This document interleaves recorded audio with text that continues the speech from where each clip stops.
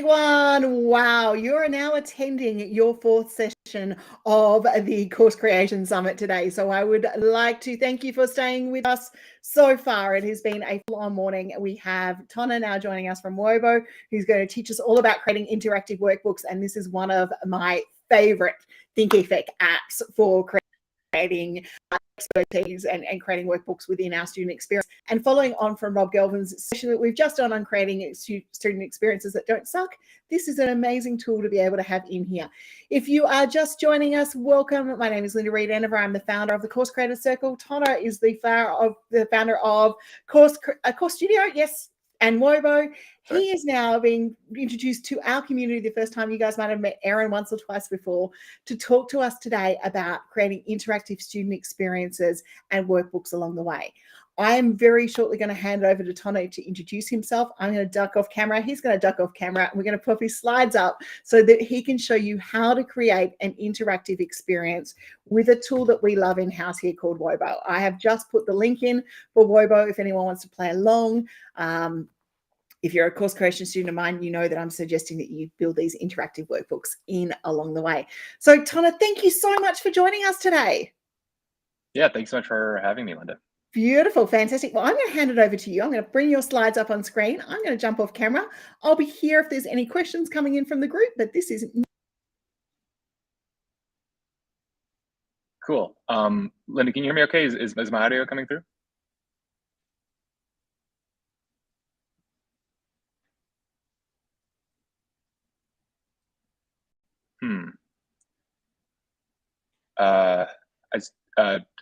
Linda, I just want to test one more time. Is my audio and video coming through?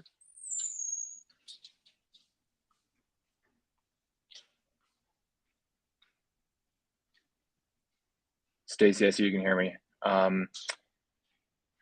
Okay, I'm just going to wait for one more signal that you folks can hear me okay. So here we go. Sorry, I turned myself off. There we go. Hey, Linda, could you hear me earlier before? Was that coming through? No, I can't hear you.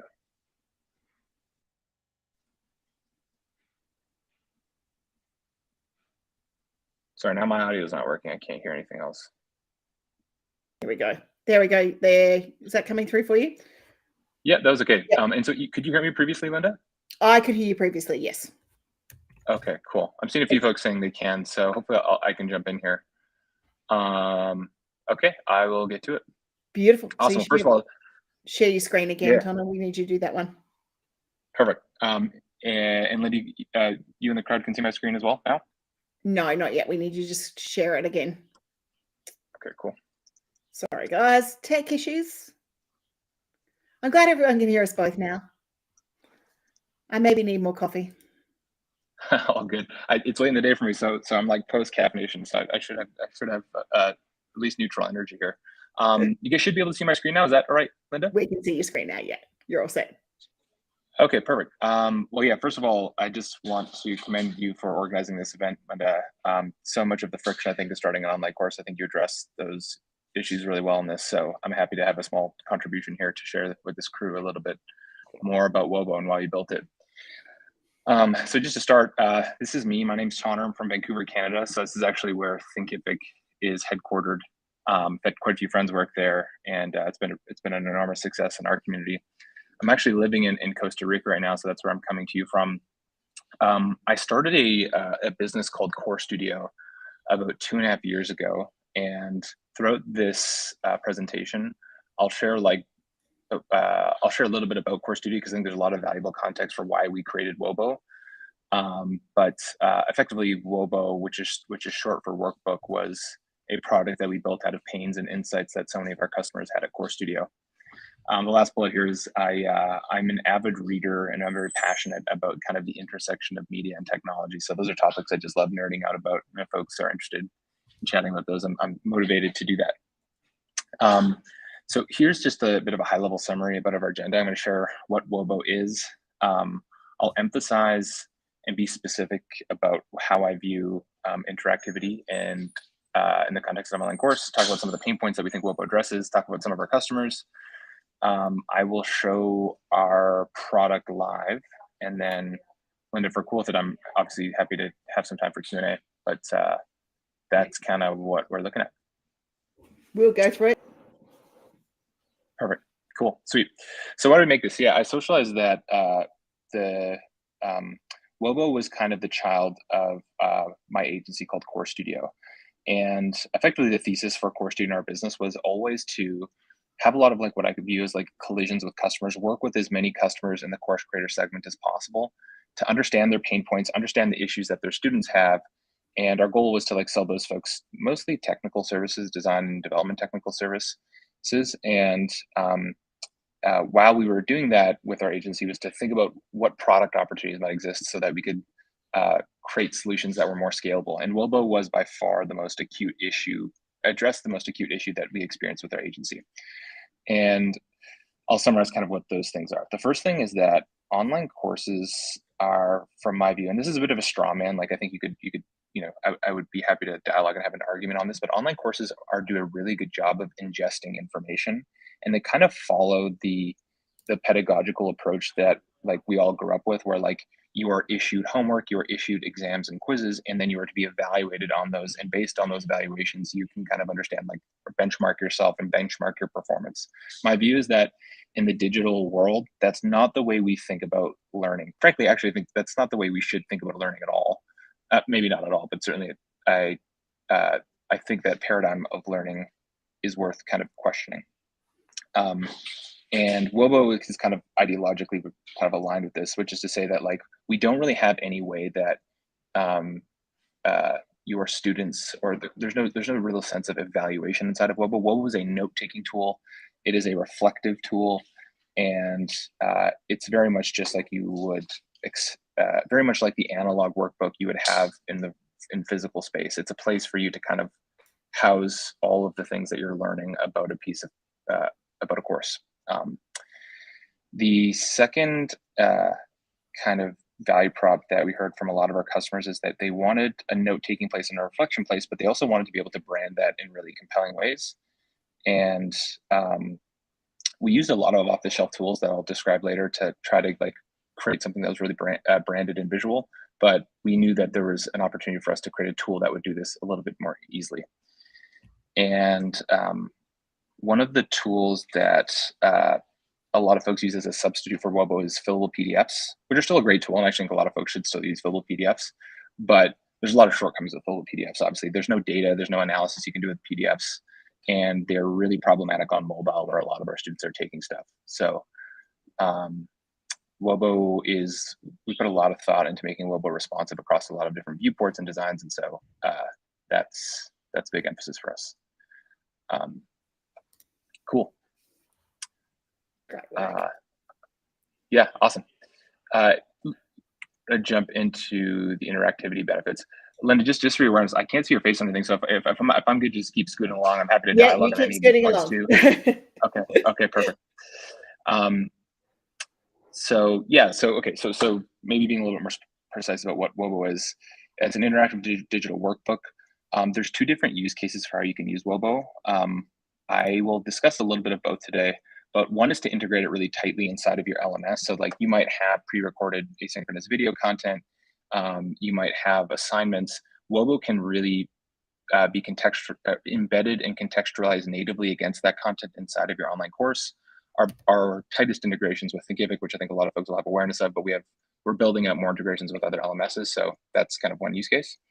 We have a second use case, which I'll share with you as well, which is like you can use Wobo outside of any online course, kind of like you'd use a Google Doc. You can send links to folks and they can access Wobos, or you can add them to a document just like you would a Google document. And I addressed this a little bit, but one inspiration, I know we have a speaker from Canva today, was that we wanted to make Wobo the best digital worksheet and workbook tool. And one kind of qualification we had for that was that it really needed to be easy to use. And so we put a lot of effort to making this as like really like a non-technical person to figure out how to make a nice and beautiful workbook really, really easily and beautifully. The last thing I'll say here is that one thing that a lot of folks love about PDFs is that it kind of gives their students an artifact of their learning experience, which they can take after their online course. And so that was one feature that we very quickly implemented after Wobo. So that we really like. So anyway, yeah, I think I heard your audio there, Linda. Were you going to react to that, or? No. I'm saying the same thing. And look, Wobo in lots of ways really, really helpful with allowing creators also to see what's going on with our workbooks as a student. Guys, if you've taken my How to Write Available for Interview Profile, or the release course, which is coming back out, you'll go through that exact experience with us along the way. And easy. It is so easy to build a workbook in Wobo. So I'm going to let Tonna keep going through the journey, but we are definitely, it's one of those tools we need to have a look at. Yeah, for sure. No, thank you. That's excellent color for sure. Cool. So I'll talk about some of the interactivity benefits. So I think one of the first slides I spoke to was that most online courses, again, my view is that a lot of them like do a really good job of like pushing information at the student. And taking in information, and effectively what that means is like a lot of courses are designed, they'll say like, here's an assignment, here's a quiz. A student will complete that assignment and complete that quiz, but when they come back to that online course, they so often won't be able to see their responses and their answers to those pieces of content. And a way to frame that from my view is that it doesn't create a very strong incentive for your students to come back to your course to engage with your content. And so Wobo actually saves all of student responses in the context of your course, so that as they're typing, it's saving their responses. If their browser shuts down, or if like they have an hour session and they want to come back the next day, it'll save all of the content that they've created. And my view is that, and there's a lot of actually like psychological research supporting this, is that there's a lot of benefits for actually enabling students to retain information with that approach.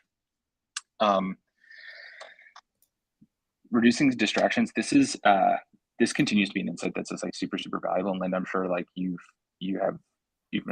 probably came to this conclusion sooner than I did, but like it's so important to have everything in one place. Like if you have an online course and you want, and the more you can do to consolidate and keep content inside the course player, reduce the amount of distractions, reduce the amount of places you have to send folks, I think the better, again, coming back to student outcomes, I think the more positive the student outcome will be. And the more engaged they are with that learning experience too, because they're not having to go from here to the workbook to all of those sorts of things. You know, for our use case, especially when we talk about interactivity, we have our full workbook for the students who want that full workbook printed out, do whatever they need to do using Wobo. But the ones who are looking at where we've got a lesson and we need you to fill in this blank, or we need you to fill in this question, or write, where our interactivity, they are doing more. Or at least we're able to see that they're doing more. That's a really good point. Yeah, there's different customer segments, right? Like I think like the one segment, there's an enormous amount of benefit in keeping it inside the course player. But then to your point, and the reason why we built this like download to PDF feature, there's still an enormous amount of people who prefer the analog space. They want to have a pen. They want to write stuff down. And we actually you know, we can talk about kind of feature releases, but we're creating some more tools to make that download to PDF a little bit like even more reliable, so that course creators can like design their Wobos to be downloaded and printed if their customers want that. So that's a good point to bring up, Linda, for sure. That excites me. Yeah, for sure. Yeah, right on. Cool. Yeah, course completion rates. And I know, like Linda, I know you and Aaron have had a good dialogue on this before. It can kind of be a red herring KPI completion, because like certainly my experience is like I came to this space because I learned guitar. I really struggled learning guitar from local teachers in my area. I found some really wonderful online teachers, and I don't think I ever was motivated to complete a full course end to end. It was more there was very specific components of a course that were really valuable to me. I would retake those, and that was like valuable for me, and like that was a really positive student experience. I do think that, coming back to kind of the first point I made, Wobo creates a really strong incentive for students to come back to your course, which I think is a leading indicator of satisfaction. It's like the more they're engaging with your product, the more you can I think it's the more reasonable hypothesis that you're providing them a good experience. And we hear that a lot, like for some of our more sophisticated enterprise customers, that they measure daily active users inside their product, and Wobo really meaningfully drives that up, just because it's making their course it's more of a living, evolving thing, as opposed to, again, a thing that pushes information at students. So I feel really strongly about that and about that value that Wobo can add.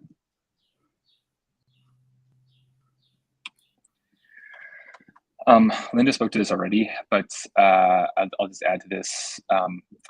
PDFs, which are a huge substitute product for this, like a lot of folks use PDFs. I mean, gosh, I mean, there's probably millions of different resources, whether it's a Excel workbook or just a design PDF.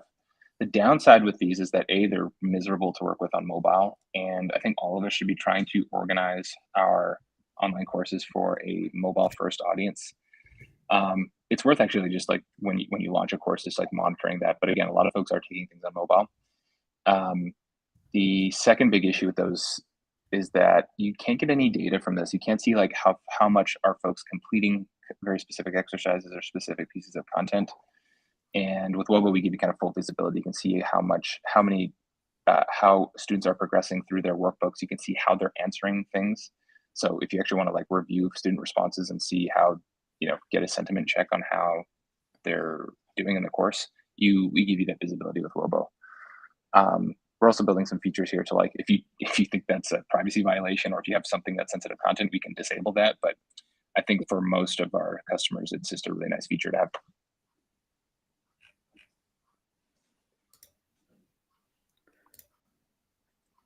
There we go. Cool. Is audio still coming through all right there, Yeah, Linda? no, it's still coming through fine. We're going through fine. I'm just dealing the back end side of things and responding to chats and a few things like that. So you're all good. You keep going your way through. Yeah, all good. Appreciate it. Cool.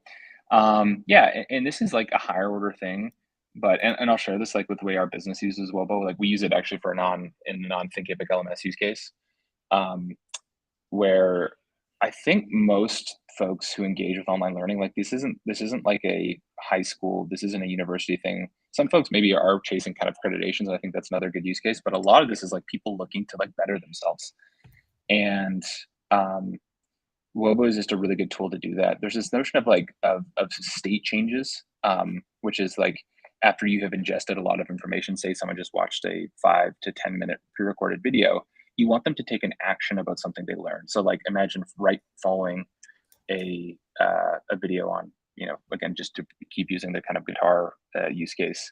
If I'm watching a 10-minute video on theory, it's like, okay, the Wobo use case might be, okay, right now, write down 5 different ways, or write down like the key of C and write down whether or not there's sharps or flats in that key. And like, I can write that down. And let's say the next day I wanted to come back to that insight that I had there. I could see that I could take notes in the context of that. I think that's a really good use case for, I think most online courses should have that. And a lot of them don't, because again, a tool like Wobo is mostly existed in kind of PDFs before we launched this product. But reflection is a huge part of why we made Wobo.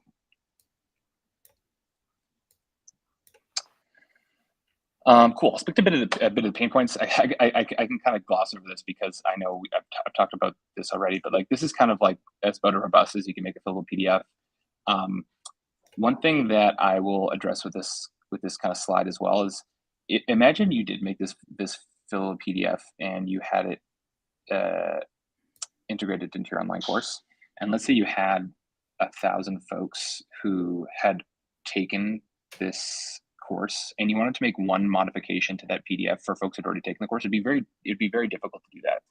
One of the, again, and I heard this insight yesterday from one of our kind of larger enterprise customers. One of the reasons they really value Wobo is that they can, let's say they have a workbook that's distributed to like over 10,000 students, and they need to make an edit to a master file, a master Wobo via our cloud editor. You can add questions or remove questions, and it will immediately, like with a click of a button, distribute to their whole student base without you having to, like, again, recreate a PDF, re-inject it back in your course, which can take a lot of time.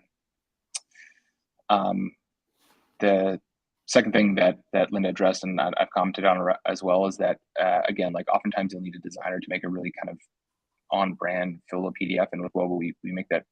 We've invested a lot of effort into making designing Wobos really easy and beautiful.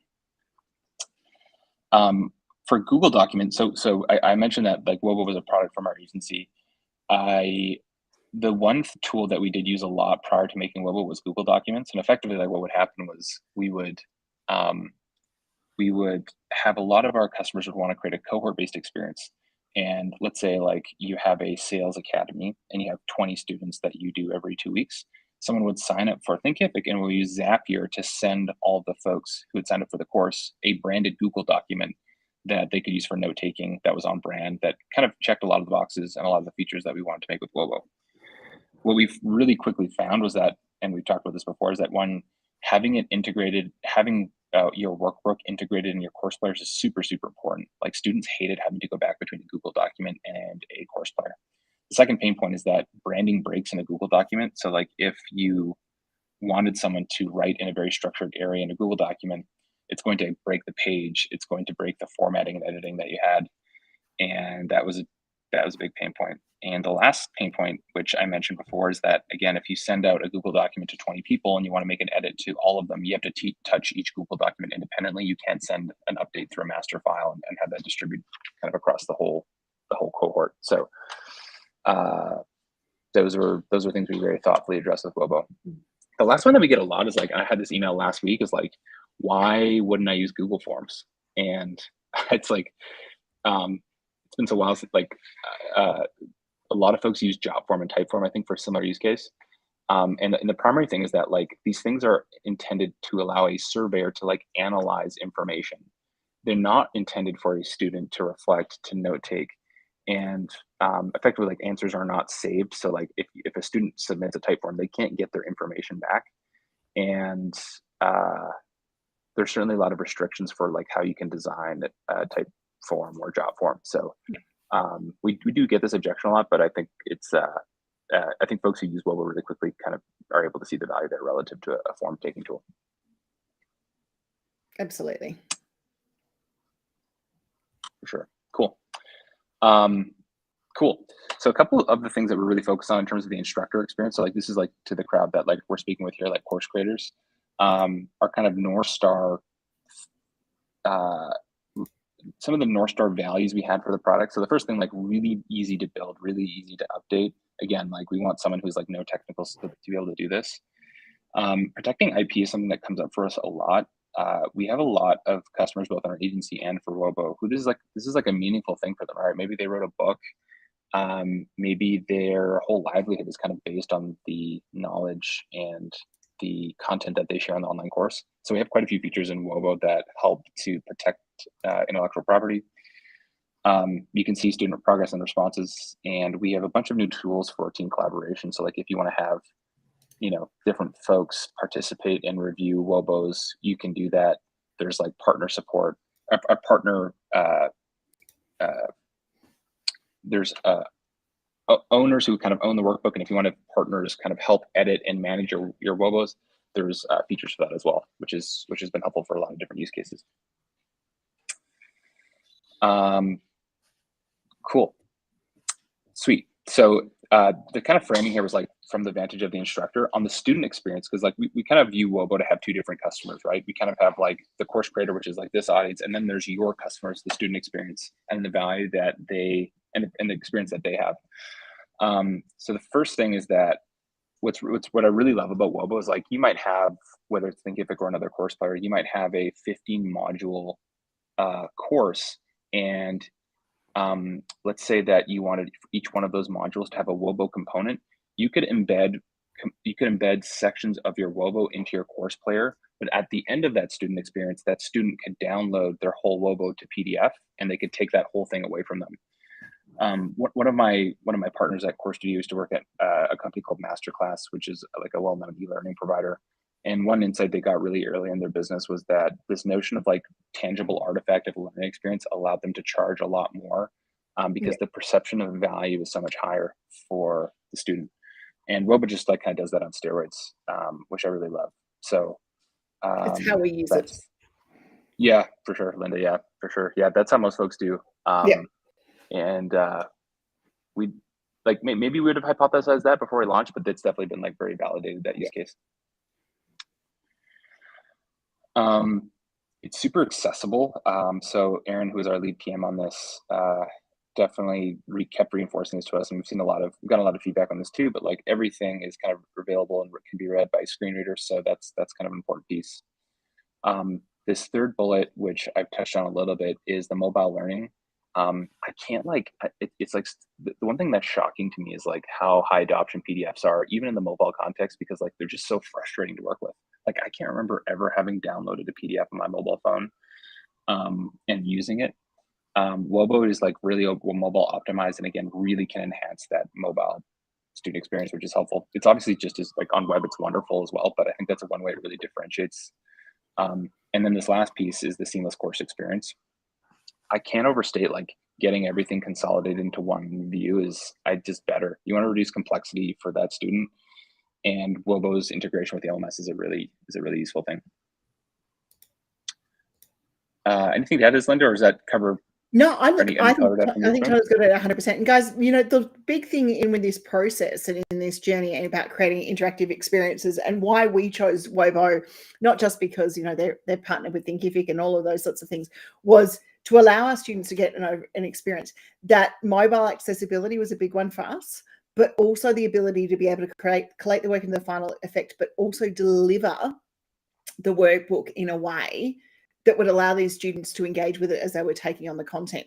Because imagine if you pop, and you know, we do this, some people love a massive workbook, but if you're overwhelmed by that workbook, you're not going to progress your way through that, let alone watch the videos within the courses, within those areas. So we've done we included our workbooks underneath the videos, but in the workbook, we've also referenced back to the lesson. And that was one of the features that Erin and I worked with, was saying, you know, let's link back to the lesson about where they need to, in this section, you need to watch this video here, or do those sorts of things. So not only does your student experience in the lesson become interactive, but your workbook becomes interactive as well.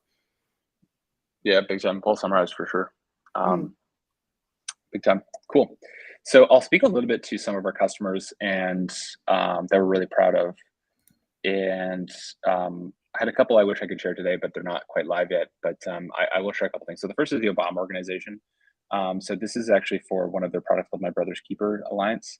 And they primarily exist to help young men of color excel in life. And they have the most beautiful Wobos. Like maybe we can try to circulate kind of a little bit more about what they look like. But a lot of goal setting, a lot of like, both from like the micro and macro. So I think the kind of beginning of their course is kind of set up to let, you know, what's the next, what is something you can do in the next 60 days to help accelerate, you know, maybe some higher order goal.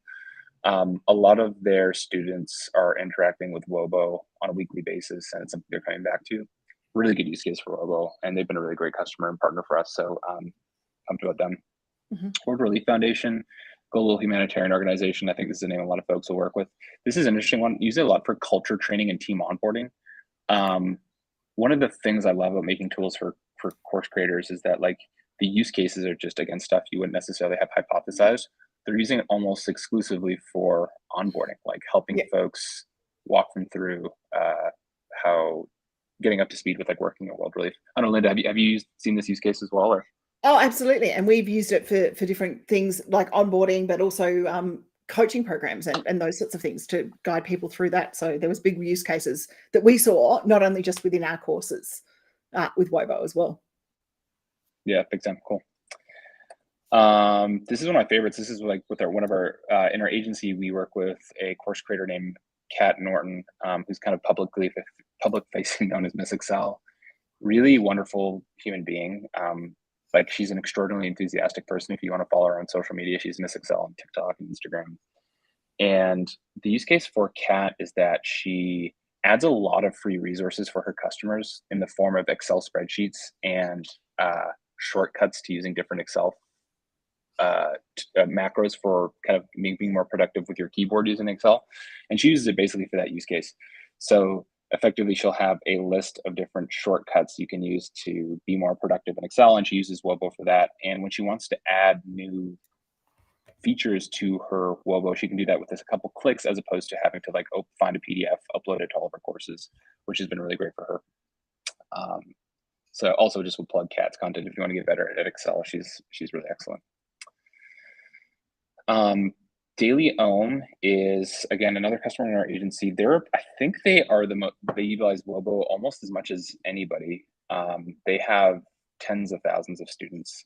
And they were really validating for us because DailyOM was actually using a legacy course platform, and they had a kind of a custom built version of this. They do a ton of goal setting, a ton of reflection, a ton of journaling. And I'll say candidly that they've pushed us a little bit to expand our journaling tools because they have folks writing like 1,000-word essays, and we didn't realize we had a character limit on Wobo, but we found out because of DailyOM had all these customers like writing really long kind of journal entries. Yeah. And to accommodate that, which is again really cool and a really great use case for it. A second thing DailyOM really valued was just how beautiful we could make Wobos, and I'll demonstrate a DailyOM Wobo in a second, which will be helpful. That'd be awesome. Yeah. Last is, and my image wasn't working here, but is Simon Sinek. And so he's a well-known author and corporate personal development thought leader. Again, has a big emphasis on goal setting and is using Wobo in some really interesting ways. They're actually using it for their Spanish customer base as well, Spanish speaking, which is kind of interesting. So I wish I had a little more visual representation of that, but again, I just thought I'd socialize a couple different folks who are using it. So with that, Linda, I was going to jump into a product demo. I mentioned that I was struggling with my Thinkific site to get it up. So if you actually, it'd be cool to kind of see you demo the Thinkific use case at one point. Would you be comfortable doing that? Yeah, I'm just looking at our internet here. It's not going to manage this stream and all the chats that we're managing, unfortunately, Tono. That's what caught us up with the audio before. But I mean, showing Wobo itself will give you a bit of an indication. I might be able to get one lesson up. Guys, we do have a replay with Erin where I actually went through all of that. So I'll put the replay link in where we showed you all of those use cases of how it's going to go. I'm just running out of internet speed and tabs here to be able to do this. I think my poor computer's cracking it. Julie has a really good question, and it's a really interesting one, and one that I came across with me at the same time. Do you have to type into the workbook, or can you freehand draw and write throughout the process? So I know how we work around it, but I'm interested to see Tona's one just in case there's a workaround. I don't know. Yeah, it's good. Well, maybe I'll just like show you. I'd love to like demonstrate a little bit of like how it can work. So this is actually for my business Core Studio. There's something called Entrepreneur Enablement System. I think it's called EOS, and we use this for our leadership team to like help us kind of align as a group. And so we have, like you can see on the left here, we had different sessions. We had one in October and another both in October, just kind of weeks separated. And so effectively, like I could send this to our leadership team, and we used kind of some features just to kind of use them because, oh, that's weird that our preview's not working. Give me one second. We're both having internet issues. Yeah, I think so. Yeah, cool. Give me one second. That's weird. The preview, this was working right before. Give me one second. Live teaching, guys, is so much fun. Andrea's asked a question, and I don't know if it's possible now, so I'm going to ask why you're trying to find that one way. Yeah. I'm liking this one. Bear with me. Can you convert a current fillable PDF into Wobo? You cannot. I would love to have that feature, and we've had that come up a few times, but at present you cannot do that. Andrew, it's been one I've requested too. Don't worry. I'll keep requesting and I'll keep nagging away for you. Tom's asking us. Wobo is very affordable month to month, guys. I cannot stress that enough to you. Tony, he's asking us for our special lifetime membership for attending the session today. But it's an affordable platform for the insights it provides you with your students. I would say this to everyone who, like, there are lifetime passes out there and they are all those things. The reality of it is, and I say this to people who ask for stuff for free all the time, it's the same as the tech team and the developers that Tana has here putting together a program and a software. They're the people that are going to be looking after you throughout this journey. So if you're able to make money out of it, it's a good tool within your business. Paying month to month is not a bad thing. Paying fees for software because you're earning income is not a bad thing because you're increasing your students' experience. Every time we ask for something free out there, and this is my number one opinion, or we ask for lifetime discounts, we've got to be prepared to give that back out of our business as well. For sure. I definitely have a strong perspective on this. I think it's really important to pay monthly for software. And I say that like maybe there's some selfishness there being somebody who sells software, but even for me as like an agency consumer who uses a lot of software, you want people to be improving, to be working. Software depreciates, like it deprecates, it gets worse over time. And if you are motivated to sell a product, I think it's good to align your incentives of whereas like you want the software provider to be improving and making that thing better, just like you want to make your content better. And I think you should pay for that. I think we all should pay for that. Yep. So I think it's a good whether you're a business model. software developer or not, it's all about the investment into the technology, and the investment can't grow if we don't have people investing from somewhere, and that's part of our journey. Yeah, big time. Cool. So maybe I'll just demo a couple things here. So like Yeah, go for it. this is a table view. This is one thing we get a lot of positive feedback on. So again, I use this for my leadership team at Core Studio. We're saying we want to identify our target market, who are our ideal customers, where are they, what are they? So as a team, we say the geographic characteristics of our ideal customers, where are they? My legitimate answer here is they're everywhere. The internet doesn't discriminate on location, which is a true answer. Now, what's interesting is like I can see my responses saved here, and I could, as the owner and the instructor of this Wobo, I could go to our leadership team and see how they all answered this question, and see the differences and see how misaligned we were about who our customers were, which is kind of a really fun use case to do as a leadership team. Yeah. This is kind of the note-taking tool. So, this will stretch with your browser. This is one, as I mentioned, DailyOM had broken because they basically pushed our character limit, which I think is really funny. And Andrew, to answer Andrew's question about, Julie's question about freehand, that's where we include our freehand bits in those boxes. We just make them big enough to allow someone if they wanted to physically write. Yeah, exactly. And sorry, I'll address that really. We have had this come up, the freehand thing, and it's not something we prioritized, although I'd love to do it. Like effectively, like even like if you could use your Magic, like if you're using a MacBook or an iPad, like freehand write stuff. I think it's actually quite technically challenging, and it's probably candidly not something we're going to prioritize for a while. So yeah. So cool. There's also this fill in the blank feature, which is a really important one. So anyways, maybe I'll jump out of this and go into the, I'll show you guys how you add sections. Yeah. So these are all of the different ways you can create an interactive workbook. So you can see there's question and answer, and we have this kind of interactive, or pardon me, live image on the right to kind of show you what it is. I need to give you a 5-minute warning too. We need to wrap in 5. Yeah. Okay, cool. Sorry. There's fill in the blanks, there's notes area, there's all sorts of radio, different interactive tools, sliders. A lot of folks get by out of this. And then there's the module links that we've referenced a few times. Maybe I will jump into, I mentioned the DailyOM workbook a few times, so I just give folks one example of how this looks. So this is, I don't know what's going on. I've never seen this error before. Let me try here.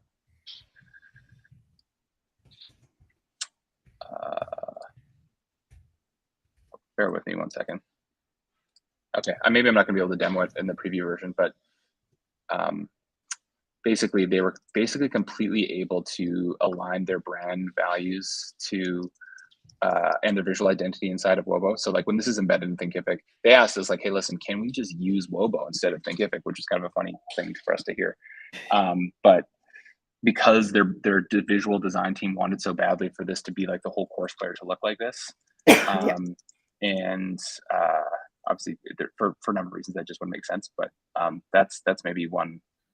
They're kind of a customer that that's really pushed us and that we've been really glad to support. So anyways, I know we're almost out of time, Linda. I'm happy to maybe do some Q&A now, or guys, if anyone's got any questions, we'll take some questions from Tana. We've got some really handy resources in the Course Creators Circle website. We've got another session where Erin and I went into some other use cases that we can share with technical every time and again. Can you give a example of the student upload option for the fee? Is Tom's question to us. Yeah, so I could, I don't know if I could demo this, but maybe I'll just kind of describe the use case. The reason why we need to charge more for the student upload is that actually there's costs with hosting images. Hosting images is like kind of one of these things we take for granted using Facebook and other tools, but like it's expensive. Like Amazon charges us a lot to host images. So the use case here is like, you might see your student, hey, draw something that's meaningful to you about this course. I'm spitballing here a little bit, and you'll give them opportunity for them to. They can write out that image, take a photo of it on their iPhone, and they can upload it to their workbook. And again, it contextualizes something they did via pen or whatever that is inside their workbook. A lot of folks do this, and it's been pretty effective, I think. So I hope that answers that question. It's a good point from that point of view of, there's cost for storage. I haven't used the student upload feature, guys, so I can't even show you a bit of a demo and those sorts of things. So taking a picture of something and uploading it, there's an image storage, just like on our website, just like on our Thinkific schools, all of those sorts of things. Every time we upload an image or a video, there's storage space that kicks into there. But I'm fairly certain, Tonna, is it just like a little upload box? Standard little upload box. That's exactly right. Yeah, you can provide feedback on. Yeah, fantastic. Yeah, that's right. Other way, guys, if you wanted to do that slightly differently, and this is a workaround, and that's what Thinkific experts come up with, the hack is to use your Thinkific community. If you want people to upload something, then link to your workbook that they're going in and uploading that particular area to their Thinkific community, especially if you want group feedback, because that's a great way to get group feedback in the process. Having the community or the cohort working with you. Okay, we are at the end of our time. I'm going to say thank you. Tonna I think he's joined our Facebook group now. Aaron used to be in there all the time. If he hasn't already, he'll jump into the Course Creator Circle Facebook group later on today. We will be answering more questions. We have one more session for today. You have been here since 8 a.m. this morning. We're about to go to 12. This is 4 hours of training. You guys are amazing doing this. We have Rebecca. Coming in and doing her next session with us from Canva. Julie just said, I'm teaching maths, so asking kids if they can do equations, tables, sketches, etc. is a no. Julie, are you wanting to see the handwritten version of the process? If you are wanting to see that, maybe not. But if they're wanting to enter what the equation is, you definitely can do that. They're working out in typing it in. You can definitely do that. I'm happy to jump on a use case with you on that one if you want to, one-on-one, and you and I can have a chat from there. Okay, we better wrap up because we need to be back in 10 minutes. So take a nice break, everyone. We'll see you very shortly. Tonna, thank you so much for joining us. I appreciate it. I know it's late where you are. And we will see everyone very back soon for Canva, and we'll see you in the next little while. Bye. Thanks, Linda. Cheers.